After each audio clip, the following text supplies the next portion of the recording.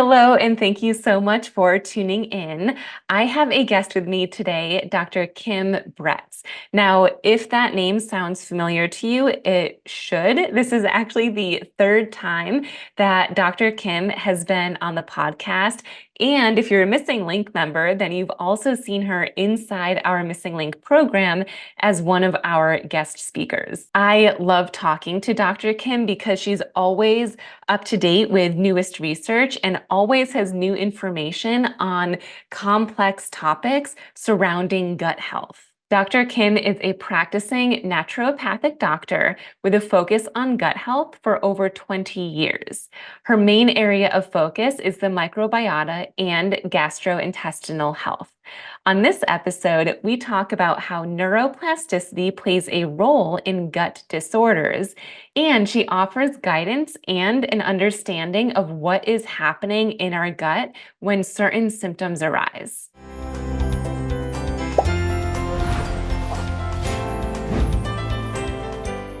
Dr. Kim, thank you so much for being back with us today.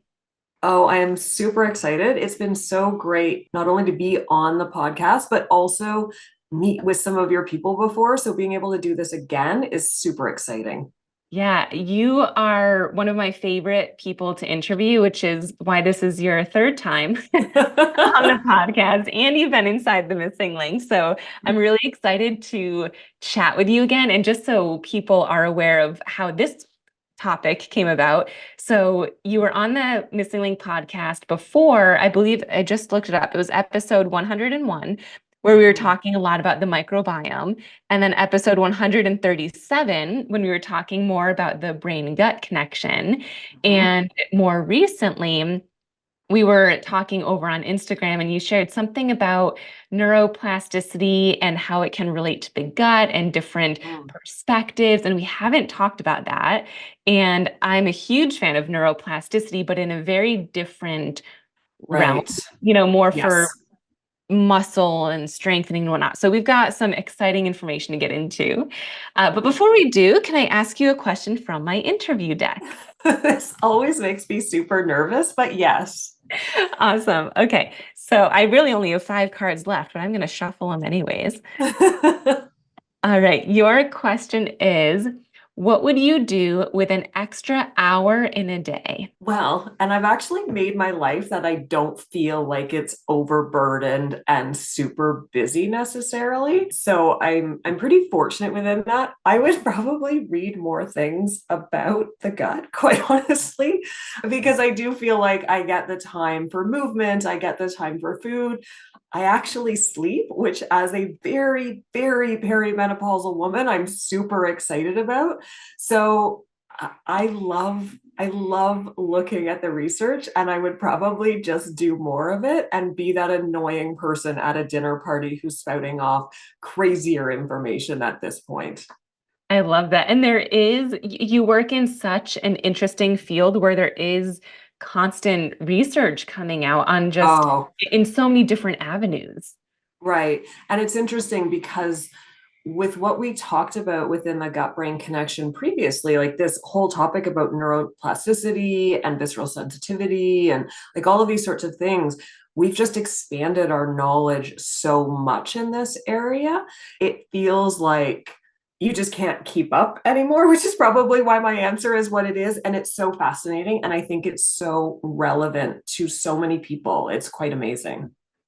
It is. And of course, like this podcast mostly focuses on multiple sclerosis, but so much of what you share, because I follow you on social media too, and everything that you share not only relates to people with neuromuscular and autoimmune disease, but truly anyone.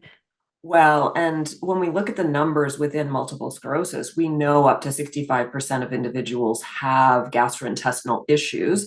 And when we talk about sort of how we're looking at GI disorders a little bit more, we know that some of it is going to be because of altered physiology, these changes that come with the condition. And some of it's not. When we're looking at just the general population and disorders of gut brain interaction and what we're looking at now, we know that 47.6% of Canadian women will meet the criteria for one of these conditions. So we can have changes that are happening within multiple sclerosis, and we can also have another condition that's just happening because 1 in 2 women or 1 in 3 men have these things, period. And sometimes we get lost in what we're looking at. So it's really quite this fascinating area of it's affecting so many people in different ways, which is, I think, interesting and empowering that we can start to think about things differently. Yeah, absolutely. And I find that too, as a physical therapist, it can be so hard to differentiate different symptoms of, am I experiencing this because of MS or Mhm. because I fell 5 years ago and it's pain from that, or because I'm Right. aging, or XYZ. And we're going to get into on this podcast too, like, why might you be having some of these symptoms? Because it can be tricky. There can Right. be multiple reasons. Absolutely. And that's one of the things, because I teach a lot of practitioners sort of this area, and we're like, what if it's like, what if it's that they have inflammatory bowel disease or multiple sclerosis and you have IBS? What if you have GERD as a true reflux disorder where too much acid is coming up in the esophagus and causing damage, and you have functional heartburn at the same time, where it's not a damage situation, but they both cause the same sensation to happen? And how do we start to tease out who is being affected by what? It's just fascinating. It really is. So, to get us started, how has our understanding of gut conditions changed? Yeah. So this is a big one, and I think it bears repeating over and over and over again, because what we used to talk about were organic gut conditions. So those are the ones that you find on testing. So we see that gastroparesis can be more common in many conditions, including multiple sclerosis, or we can have individuals with inflammatory bowel disease or an H. pylori infection or celiac disease. We do a test, we find the thing that's wrong physically, and then we treat that. And then we had functional disorders, which were our irritable bowel syndrome, functional constipation, functional heartburn, things along those lines. And those ones were basically the ones where people were told, we can't find anything wrong with you, so you have irritable bowel syndrome. And so try taking out dairy, get less stressed, and good luck to you. And a lot of the time that was really translated into, and it's all in your head. And this term was decided, very rightly so, to be extraordinarily pejorative. So, what we've gone into now is looking at GI disorders on a continuum. So, are we seeing altered physiology? Or are we seeing altered perception? And perception can be a really awkward word to sort of think about. And we're going to talk about more about what that means. But where are you on the continuum of something that's happening? So if we're looking at a condition like fecal incontinence, that's going to be more of an altered physiology condition that we're looking at. If we're looking at centrally mediated abdominal pain syndrome, that's going to be more of a perception thing that's happening. And if we look at something like irritable bowel syndrome, it's probably somewhere in the middle where we've got a bunch of things that are going on at once, which is not any of them being that's all in your head. It's all these are physiologic and perception changes that are happening that are mediated by these physical changes and the way that the nerves are acting in the body, which is huge. I can't wait to dive more into that. But one thing that's on the back of my mind right now as you're saying this is, how long does it take on average to get diagnosed with something like this? Because so Horrifically often, long. yeah, I can only imagine. It sounds like so often, I bet people, myself included, when you feel like you have an intolerance to something, you probably live with it for so long before you even go to someone to get it looked at. Then you go to someone, and this is probably years and years after, Mhm. and they kind of might blow it off or just say, oh, try this and it doesn't work, and then try, like, it sounds like Yes. it might take 20 years to get a diagnosis. Yeah, I think a lot of times with common things, I mean, there's certain things when we're looking at a very severe condition, someone goes into a Crohn's flare and you're having bloody diarrhea 18 times a day and doubled over in pain and losing weight rapidly.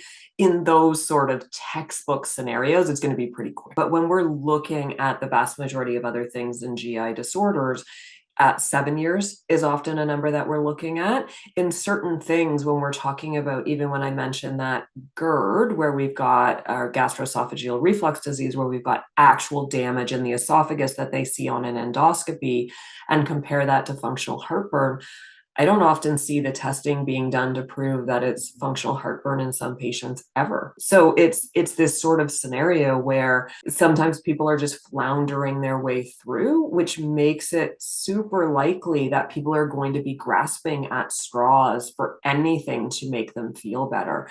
And that's really unfortunate within sort of this newer way that we look at things. So when I was talking about functional disorders being pejorative, they changed terminology to disorders of gut-brain interaction, which I'm not sure that that's actually better, because I think it still comes to this idea of, well, it's in your head, like your gut feels this way, but it's not really, it's just your head. And that's not remotely what these conditions are. But under that umbrella category for adults, there's 22 different conditions with sub conditions in there. And IBS isn't even in the top 5 conditions that we see for people. So there's so much misinformation. Diagnosis takes forever. People don't, even practitioners, there's just a British study that came out around knowledge for gastroenterology trainees and how much knowledge they had in this area. And it was horrific. So there's just so little information right now. So diagnosis can take years to not ever for some people, which is really disappointing. Yeah. And, even when you're saying, if doctors don't necessarily know what it is or the tests aren't ruling anything, you just get the diagnosis of IBS. It's almost Yes, like it minimizes that as a diagnosis. Like it does. my mom has IBS and has had it pretty severely for as long as I've been alive. And I Mhm. remember telling people every now and then that she had IBS, and the response was always, "Oh yeah, everyone has that." It's like, Right. well, no, I mean, I don't know. It minimizes it to an It extent. does. And so, if we're looking at sort of what is a disorder of gut brain interaction, the inherent piece that's in almost all of the conditions is a miswiring or a miscommunication between the gut and the brain. And again, that's not saying it's all in your head, it's actually saying that the nervous system in the gut, which is insanely overrepresented in the body, quite honestly, is hyper responding and it's sending out inappropriate signals. So we're feeling everything really acutely, and that can escalate. And then we have other things that can be happening. So it can be motility changes. We can see low level mucosal and immune alterations happening. We can have visceral hypersensitivity. We can have CNS processing changes. None of them define the condition, but we can look at 2 different people with irritable bowel syndrome, and the way that they're presenting is different because the way that they started the condition is different, and the way that their behavioral changes have affected things are different.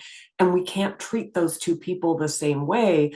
Yet IBS is kind of like, just take out some foods and get less stressed. Like, we've evolved from just take out dairy. Now we're like, take out all the things and maybe take something for your stress that's an herb and meditate. Like, we're just, it trivializes the condition, quite honestly, from something that's a really complex condition that is affecting people to the point that quality of life can be similar to that of individuals with congestive heart failure, yet you're not dying from it. So they're like, well, good luck to you.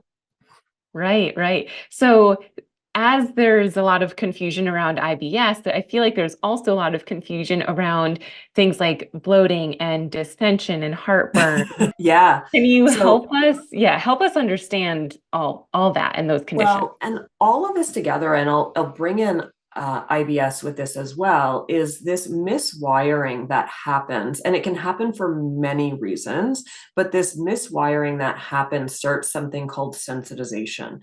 And this is where we feel things that we're not supposed to feel. So with bloating, what we're looking at is the idea that people are actually feeling their gas production, and we're not supposed to feel it. So it's really weird to think about the fact that bloating is a perception. It's not necessarily meaning that people are producing too much gas. And I'm someone who had said, with our sort of previous understanding of things, that if someone's experiencing bloating and distension, so distension just being beyond the feeling of gas or fullness, where our abdomen is actually puffing out and distending, where you start the day and you're like, oh, my pants fit. And then at the end of the day, you're like, why do I look like I'm 7 months pregnant? And I have to undo my button.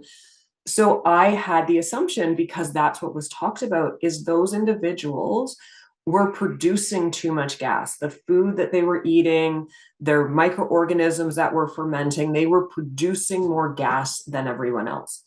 Now we've seen MRI studies that have looked when people with bloating and distension are reporting bloating and distension, and we're seeing that only 25% of those individuals are actually producing more gas, or it's abnormally distributed.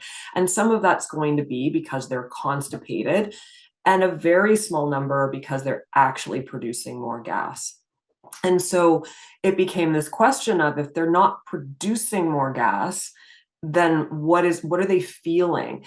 And it's that we're feeling normal gas production, but the nerve sensation is turned up. So it would be like you're wearing glasses and you feel your glasses all day long, or you feel your earrings that you're wearing all day long. So that becomes the problem, that if your earrings, if you could feel your earrings all day long and they were bugging you, you would take your earrings out and hopefully try to figure out why you could feel your earrings all the time, because we're supposed to be able to turn down sensation so we can avoid feeling everything all the time. But with gas production, it happens when we eat foods.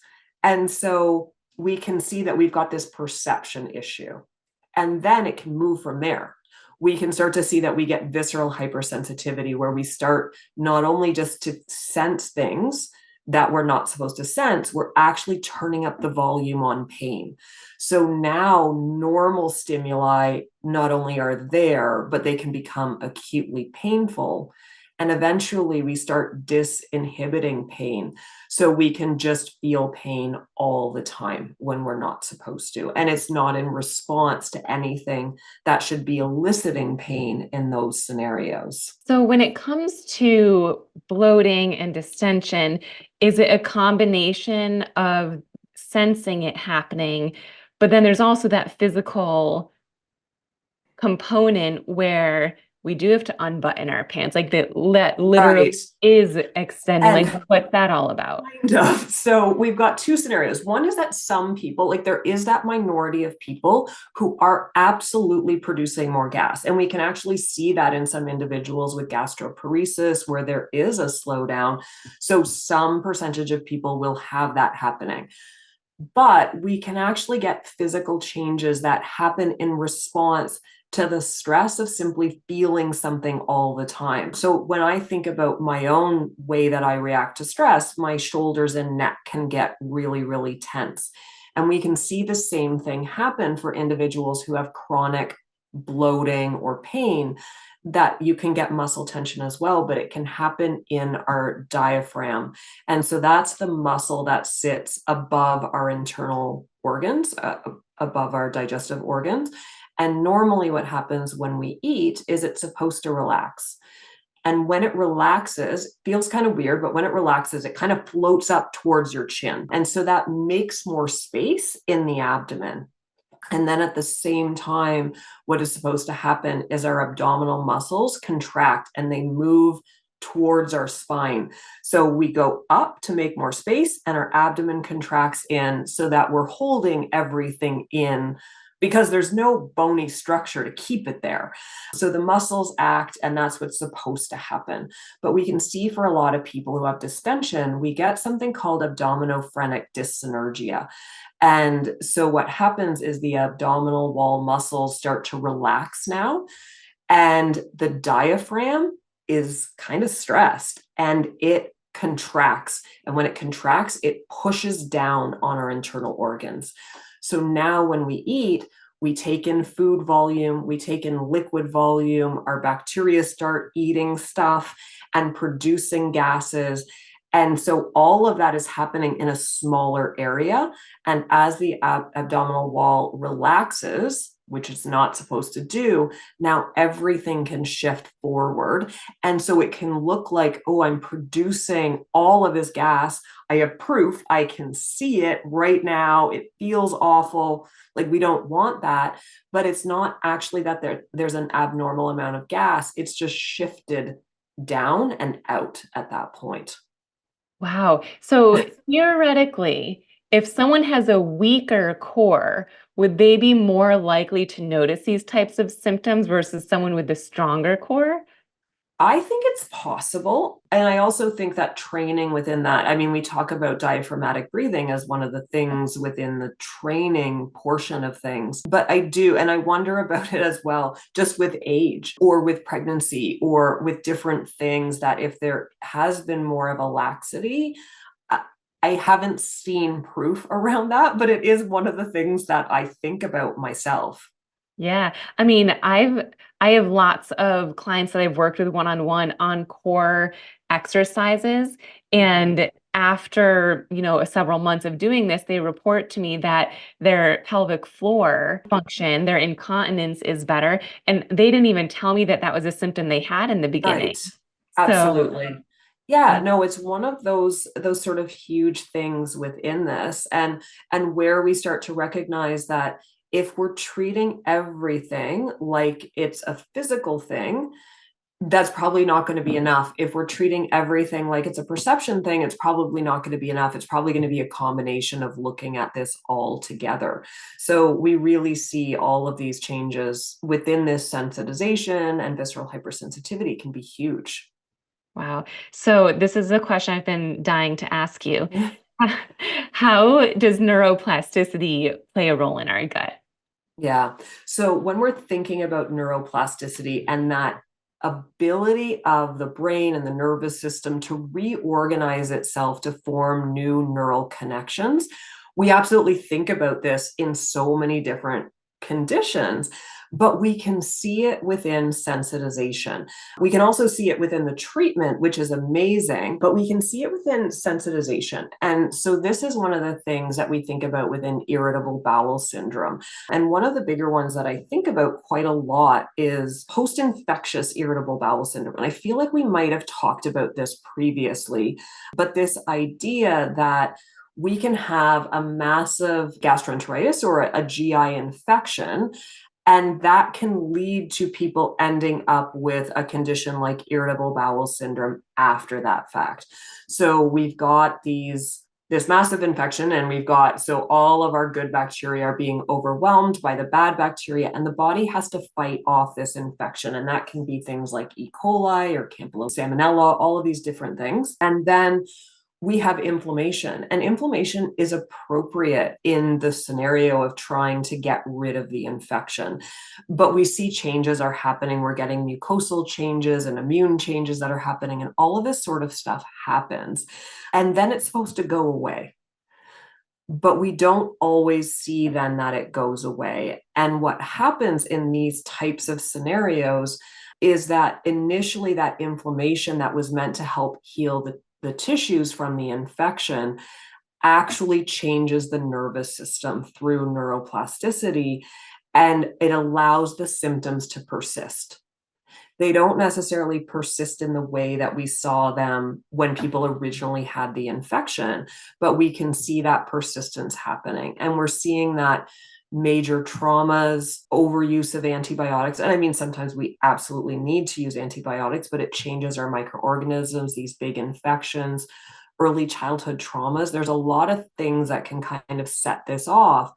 But when people start sensing bloating, and we start hyper focusing on it and trying to do all these things to modulate it, we end up reinforcing these new neural pathways that are meant to go away. So we can see that the inflammation has gone down significantly, the infection is gone, but the new pathways are kind of ingrained at this point into what's happening. And it takes an effort beyond just taking away the stimuli like food to make it go away right now.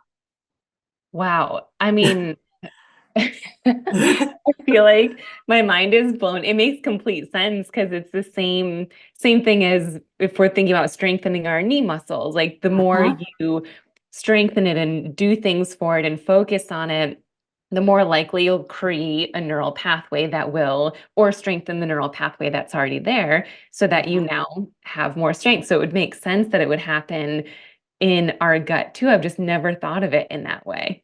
It was interesting because I had a specialist in my as an appointment recently and deals with palliative care and pain. And so we're talking about their irritable bowel syndrome and having this conversation. And she's like, I deal with this every day. I just didn't think about it for me and for these conditions. And this is where I think it's so exciting in these areas because what we offered prior to having a lot of this understanding was things that just took away the stimuli. We took away foods that produced gas. We take away volume. When you see what people do with food, it's often you take away the gas containing foods. Whether you know you're doing it or not, people are trying to take out things that they feel things more acutely. We make our meals smaller. We change the timing of our eating. A lot of times I'll see people don't want to eat until later in the day because they don't want to drive in case they're going to have pain or they're going to have an emergency bowel movement. A lot of the time it doesn't happen, but that fear of it happening, which again enhances those pathways, becomes so very, very strong. But we're just trying to take the stimuli away. And so we feel better. We feel better if we don't eat. We feel better if we have smaller meals. We feel better if we have less foods that produce more sensation in our gut. The problem is people can't live that way. And so they try to bring a food back, or often what happens is you're like, oh, well, I'm on vacation and I have to eat this food, or I'm at my mother-in-law's house and I don't want to upset them with saying, I can't eat this entire list of foods. And then you eat it and your volume is higher and you feel worse. And then it just reinforces the idea that none of this is safe anymore. And thankfully, now, because we can look at it from a different perspective with new information, we can see that actually that's probably not helpful for you as a long-term strategy. So, two questions are coming to my mind that people ask me about neuroplasticity frequently. And so I'm going to ask you them. So, the first one is, how long does it take? So, how long would it take for that neural pathway to be reinforced with the negative thing, like that negative thing that we're feeling or thing that's happening? Yeah. So, I mean, it's going to be different for different people. And I think the longer something has been ingrained, the longer it can take for those changes. But that being said, I work now heavily with gut directed hypnotherapy, which I honestly, when I started working in this area, meaning that I'm recommending that people are doing it and being a facilitator within the work that they're doing, it was something that I saw the studies and I was like, I can't say this in my out loud voice. I'm already a naturopath. I'm going to sound like a crazy person. And then the research just became so compelling and we got different ways of integrating this into care, which has been amazing.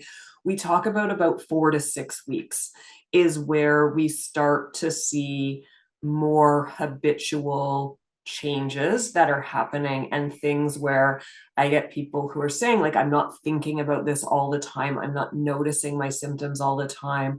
I ate with my family over the holidays and I didn't have symptoms. That's sort of the timing that we see in the research. And that's what I usually start to see within my patients as well.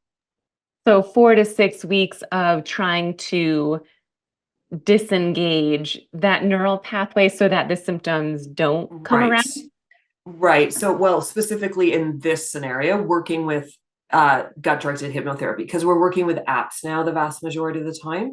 So we see that that's going to look a little bit different in those scenarios. But with that 4 to 6 week time period, it's about 15 minutes of effort of working with the app every day for that time period. And then we go into maintenance. And we're working with other tools as well. So it's not that we're ignoring diet. It's not that we're ignoring fiber or like different peppermint oil or whatever it is that's appropriate for the scenario. But when we're starting to actually try to engage new pathways, calming down certain areas in the brain, so we've got more ability to change the way the pathways are working, 4 to 6 weeks is what we're looking at to see some difference that's there. Okay, so you kind of just answered my second question too, which was how do we stop the neural pathway, that neural pathway that we don't want there? So that sounds like a combination of the things that you just mentioned. It does. And it is something that it does require maintenance. And it's always interesting because everyone's going to be different within this. So if I've got someone who had a post-infectious IBS that happened, it's 3 months ago, and we haven't had anything that's really set terribly long. I'll legitimately have people do some dietary stuff. We'll do some gut-directed hypnotherapy, give an herb or two. And then they're like, oh, and I went to a pizza party and everything's fine. And I never hear from them again. And they're like, yay, me, everything's better. And then we have people who are coming in and saying, you know what? I don't remember ever having anything normal within my digestive tract. We've got early childhood traumas that are going on. We've got catastrophizing behaviors. We've got this hypervigilance that's happening. And it's been going on often for decades. The maintenance often is something that, because it's easy to kind of slip back sometimes, it becomes more important in those scenarios. Belief systems are part of, like, there's so many pieces that are going to be part of this, but it is quite fascinating that we're seeing people have some really significant changes that are allowing them to live less of a constrained life. It's one of the things that really bothers me within GI disorders is the fact that people seem to be playing whack-a-mole the vast majority of the time. So now I'll take out this food. Now I'll add in this supplement. Now I can't eat in these locations, and their world is getting smaller and smaller. And it's nice to see that that doesn't have to be what's happening for people with some of our newer understandings within this.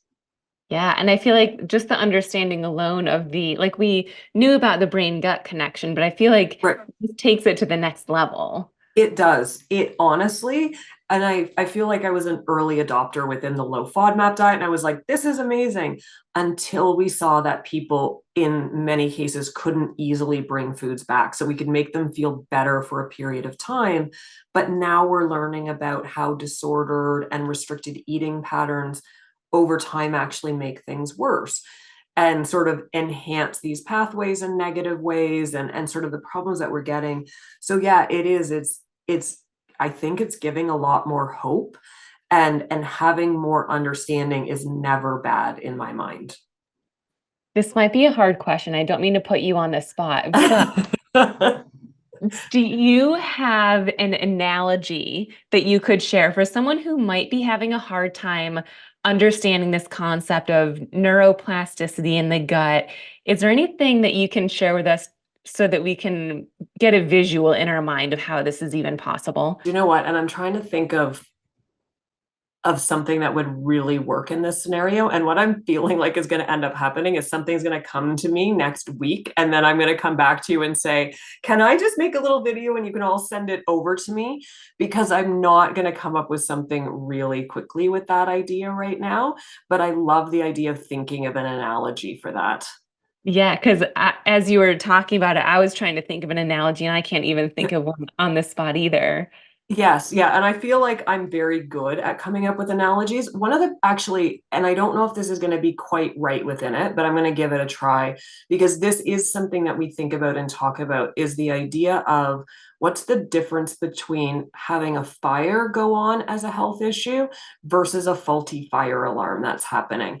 And so if we're thinking about that gastroenteritis happening, where you've got an active GI infection and you are just in the washroom for 24 hours and just hoping that something will stop spewing out of you at any point, you've got these bad bacteria, you've got the massive inflammation, you're getting hopefully very short term damage to your gut lining. Like all of these things are happening. That's like there's a fire that's going off in your gut at that exact moment. What happens though when we've got this sensitization that sets up is this faulty wiring that's happening, and that's part of the neuroplasticity kind of sets that in place, that it keeps happening. And that's where we're seeing that there's not a fire that's happening anymore, there's a faulty fire alarm. So we're getting signals from your gut that are saying a fire is happening, a fire is happening, but it's actually not. The fire alarm is broken. And it's just, when you have in your kitchen and it's like any wisp of smoke occasionally will set your fire alarm off. And then you're like, I have to get a new fire alarm because something's wrong with my fire alarm. That's what's happening. Any wisp of anything is setting the fire alarm off. Does that work in this scenario? I think so. That makes sense to me. Yeah. Yeah, anyways, hopefully that doesn't confuse people even more, because it is complicated to think about the fact that the way that people are experiencing their symptoms aren't that something is massively physically wrong. This is a very weird area to think about, because if someone breaks a leg or they have a heart attack, you've got these symptoms that happen immediately and they're bad and they're a warning, and you go to the hospital and someone fixes you.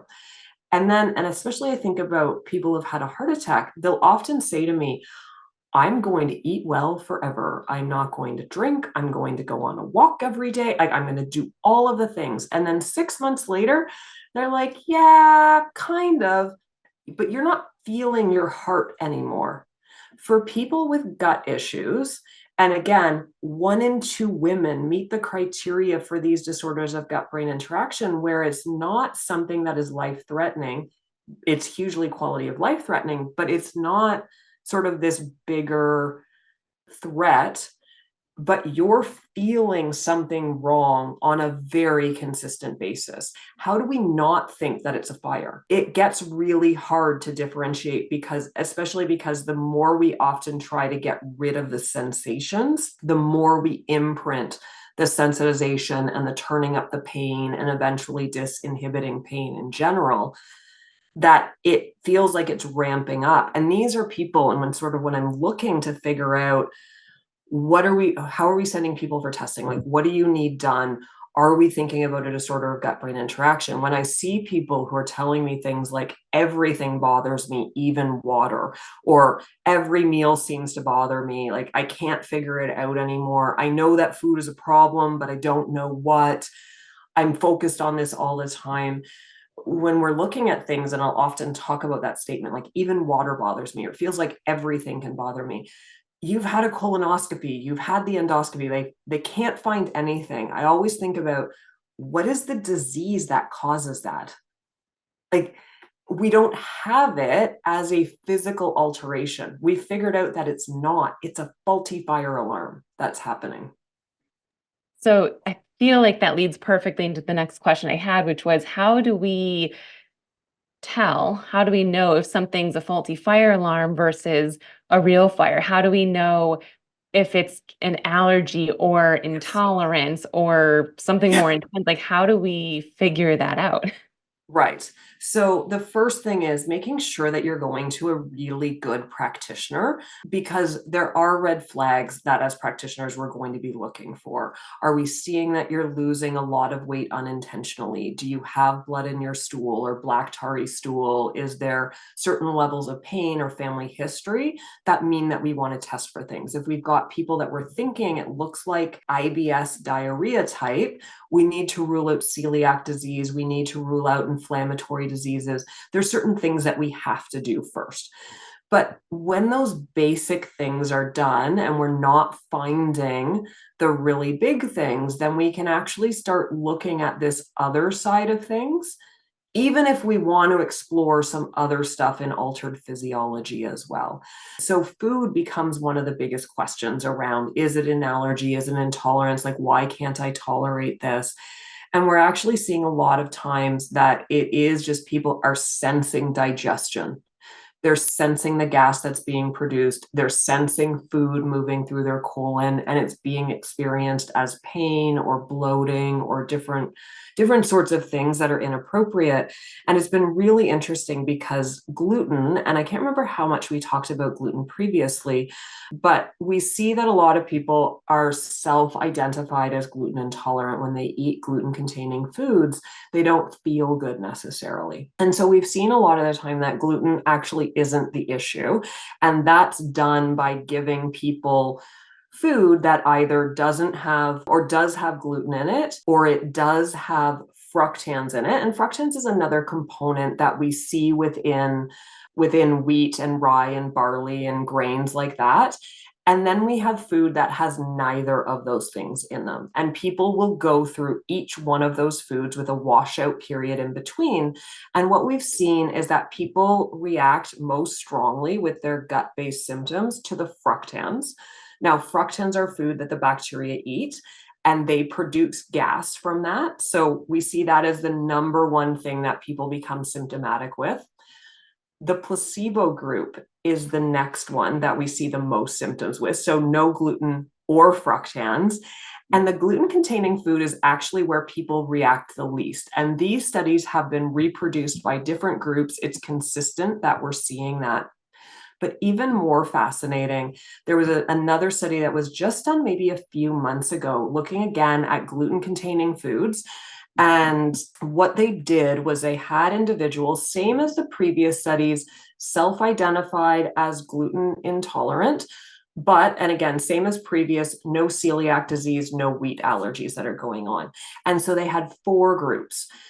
2 groups were told that they were going to be eating gluten-containing foods.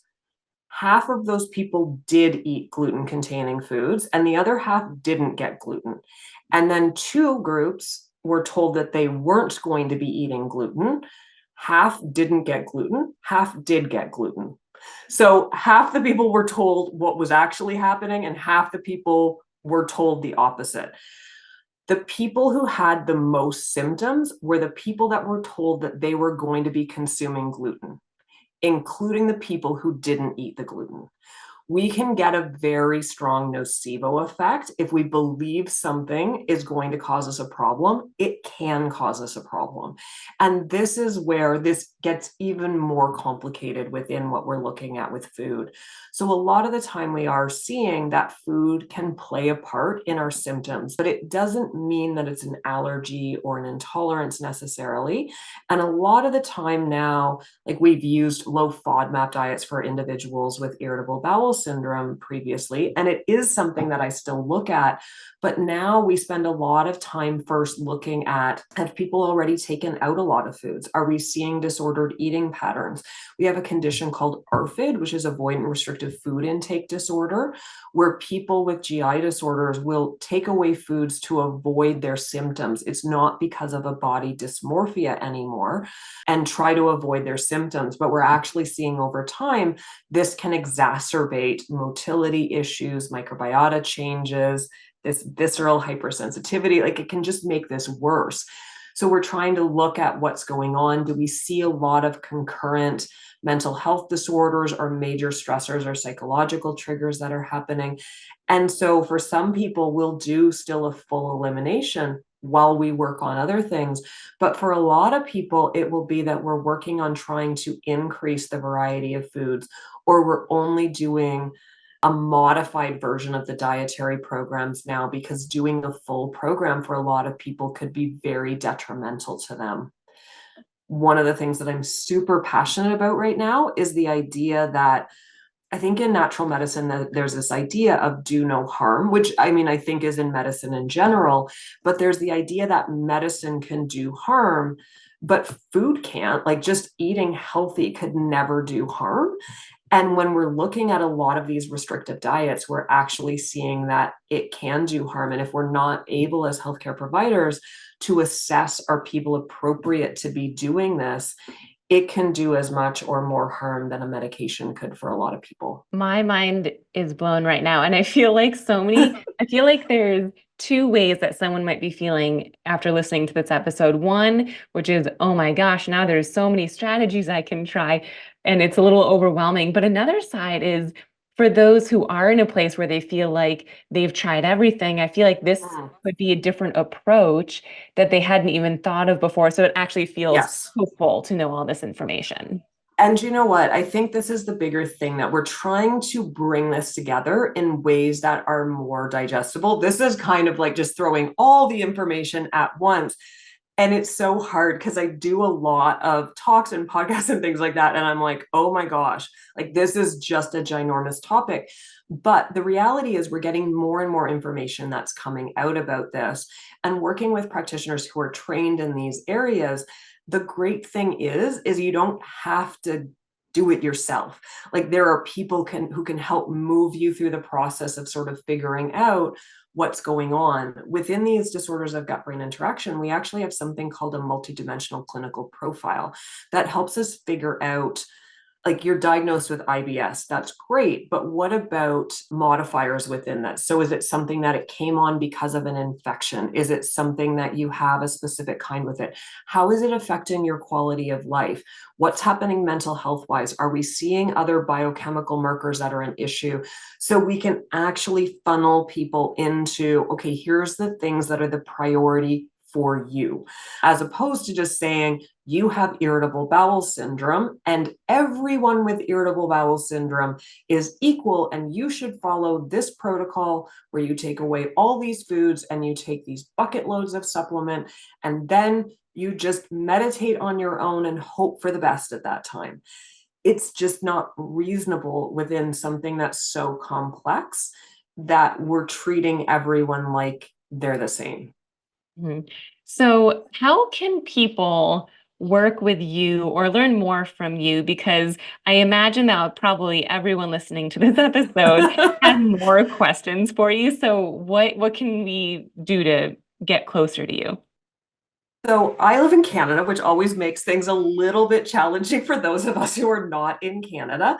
I do have a one-on-one practice and I absolutely love seeing patients in person, but I recognize, or sorry, actually not even in person, I'm mainly virtual, but I like my one-on-one care. But for most people, Instagram is always a great start for just seeing what I'm interested in, what I'm annoyed about on a regular basis.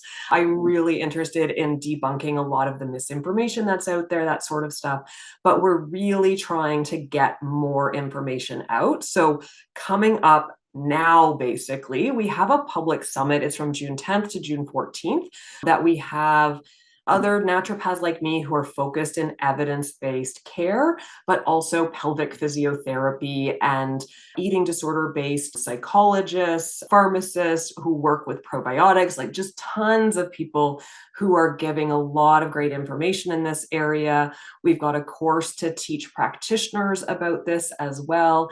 And then, because I get so many requests from people who are not in my jurisdiction, is we're putting out a public course to walk people through this kind of step by step on what does all of this mean? How do we look at diagnosis? What are the treatment options that are available? What do we do to try and avoid having relapses, things along those lines? So we've got a lot of different options that are coming up because it's a big area and it's so much that I think knowledge is empowering and we just want more of that available for people.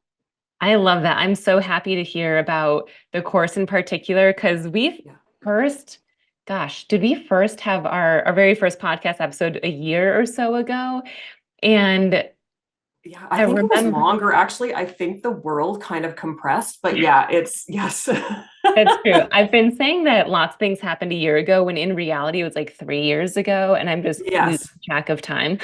Yeah. Yeah, that happens. Absolutely. Yeah.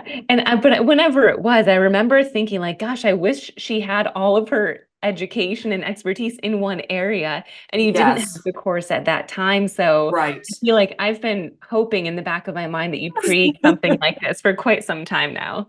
Yeah, so, and I think it would have been good, quite honestly, to do it before now, but with kind of bringing all of this together now, I actually think this will be more helpful with a lot of the newer information that we have, and allowing people to work through at their own pace. Even within our public summit, I've put together a little guide on just how to plan to have a good visit with healthcare providers around what is the information that you need to think about. Sure, red flags, but also, are we seeing some of the things that could be triggers for your microbiota to be an issue? Or what about that disordered eating side of things? Doesn't mean that everyone has disordered eating patterns, but what are some of the things that we might want to flag with another healthcare provider if you're starting to work with people? So just having the resources to allow people to think about things differently, so that we know that there's other options that are available. Absolutely. And is there a website that they can go to, or how would Oh, they yeah. sign up for any of these things? So signing up right now, I would probably say going through my Instagram is probably the easiest way to get information at this point. We've got a link there. People can direct message me and I can get that. I think sign up for the public course is going to be happening probably third week of June into July, but that's going to be something that's ongoing as well. And eventually that will be set up on my website as well, which is drkimbretznd.com. Awesome. And I'll put that link and your Instagram handle and on your Perfect. thing in the show notes too. So if anyone's listening and wants that, you can just go to the show notes and we'll have Yeah, all and of we'll get the link for the public summit right away. Like, we can get all of that set up easily. It's so much fun to have people really engaged and learning about this topic. It's fantastic. Yeah, well, I know I feel like I could probably keep this going for another 2 hours. I have so many more questions. But thank you so much for sharing this information with us and just allowing us to view this type of information in a different way than what is the norm, I think. I really appreciate that. You're welcome, and thanks for having me again. It is always fun. Of course.